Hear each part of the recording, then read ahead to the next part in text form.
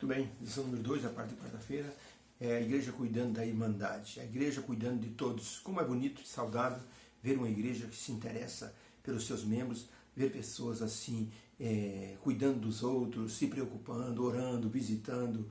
Isso mostra o amor fraternal, mostra o que Cristo ensinou e principalmente mostra um cristianismo genuíno e nos coloca numa condição de verdadeiros seguidores de Cristo. Jesus disse: se me amais, guardareis os meus mandamentos. Nisto conhecerão todos que vocês são meus discípulos, se vos amardes uns ao outro. João 13, verso 35. Em Miami, na Flórida, um menino chamado Allen, de 10 anos, ele estava no restaurante do pai e o pai foi mexer numa caldeira e a caldeira explodiu. O pai estava protegido, mas o menino Allen estava a uma distância de 2 metros, recebeu uma descarga de água quente que queimou praticamente 80% do seu corpo. Era preciso que se fizesse um enxerto de pele. O seu irmão, de 14 anos, prontamente disse: doutor, pode tirar a quantidade de pele necessária do meu corpo. O médico tirou 1.625 centímetros das coxas e das costas do irmão de Allen. Enxertou e o menino então teve a vida salva pelo desprendimento e pelo sacrifício do seu irmão, que doara toda a pele para fazer o enxerto. Talvez nós não sejamos chamados a ajudar um irmão queimado, doando pele, mas podemos ver pessoas ao nosso redor que muitas vezes nós nem sabemos como a pessoa está vivendo. Muitos vêm para a igreja sem comer, porque não tem nada para comer. Quando termina o culto, muitos ficam perambulando pelas ruas, pelas praças, porque em casa não tem nada. E muitas vezes nós jogamos comida fora e nem sequer nos lembramos de que existe algum irmãozinho nosso que não tem o que comer. Precisamos da solidariedade, aquilo que a primeira igreja possuía. Por isso a pergunta número 6 diz assim: como as ações da igreja primitiva nos ensina o princípio do cristianismo ativo e verdadeiro. Diz o texto bíblico, Atos 2:44, e todos os que criam estavam juntos e tinham tudo em comum, e vendiam suas propriedades e repartiam com todos, segundo cada um havia sua necessidade, e perseverando unânimes todos os dias no templo, e partindo o pão de casa em casa, eles comiam juntos com alegria e singeleza de coração, louvando a Deus e caindo na graça de todo o povo. E todos os dias o Senhor Deus acrescentava à igreja os que haviam de ser salvos.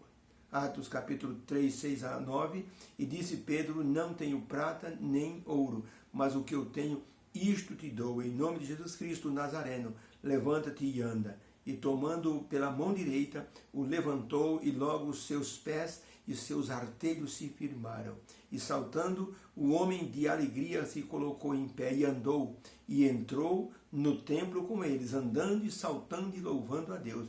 E todo o povo viu o homem andar e louvar a Deus. Não tenho ouro nem prata, mas o que eu tenho, isto te dou. Eu te dou a bênção de Jesus. Atos capítulo 8, de 1 a 7, naqueles dias, crescendo o número dos discípulos, houve uma murmuração dos gregos contra os hebreus, porque as suas viúvas estavam desprezadas no ministério cotidiano, recebendo menos do que as outras mulheres. E os 12, convocando a multidão dos discípulos, disseram: não é razoável que nós deixemos de pregar a palavra para cuidarmos das mesas. Escolhei, pois, dentre os homens, os discípulos, 7 homens cuja reputação seja cheios do Espírito Santo e de sabedoria, os quais constituiremos sobre a regulação, para que eles possam ajudar na distribuição dos pães. Mas nós perseveraremos na oração e no ministério da palavra. E esse parecer pareceu bem para toda a igreja, e elegeram Estevão, cheio de fé e do Espírito Santo, Filipe, Prócoro, Nicanor e Timão, e Parmenas e Nicolau, prosélito de Antioquia. E esses 7 foram apresentados ante os apóstolos, e então, orando, lhe impuseram as mãos, e a palavra de Deus crescia em Jerusalém, e se multiplicava muito o número dos discípulos, e grande parte dos sacerdotes obedeciam à fé.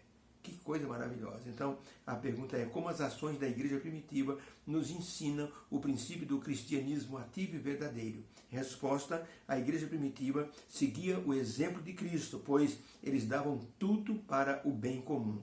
E todos se beneficiavam dessa distribuição. Cuidavam de todos uns dos outros na comunidade com amor fraternal. Que exemplo magnífico de cristianismo. Muitas vezes nós não percebemos que há pessoas em necessidade na igreja.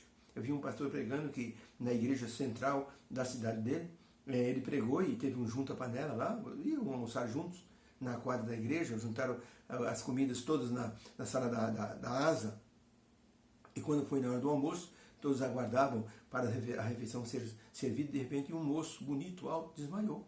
E então foi colocado num banco da igreja ali, e o médico da igreja examinou e disse: esse moço está com fome. E quando o moço foi alimentado, ele disse: pastor, faz 2 dias que eu não como. Que coisa tremenda. O pastor disse: irmãos, muitas vezes nós estamos louvando a Deus na igreja e tem gente do nosso lado que não tem nada para comer. Nós temos que ser mais solidários. Temos que olhar para as pessoas com um olhar de beneficência, atender nossos irmãozinhos da fé. Por isso o apóstolo Paulo diz assim: atendei primeiro os domésticos da fé. Isso é amor fraternal. Isso é estar assim, batalhando lado a lado. Porque muitas vezes nós sentamos na nossa mesa num sábado com uma mesa farta e nem sequer sabemos por onde começar a comer. Quando tem gente na nossa igreja que estão passando necessidade. Famílias simples, pessoas pobres, que nem sequer têm uma misturinha para comer naquele sábado.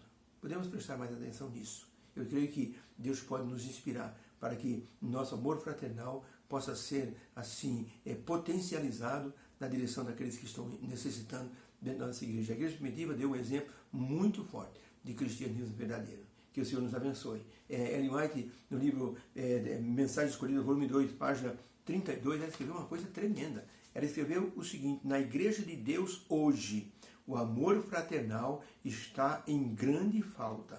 Muitos daqueles que professam o amor ao Salvador negligenciam aqueles que estão com eles na comunhão cristã. É importante isso, hein? Temos que olhar um pouco mais para os irmãos que estão em necessidade. De repente, há pessoas que poderiam receber um pouco mais do que estão recebendo. Tem gente que não está recebendo nada e nem fala por vergonha.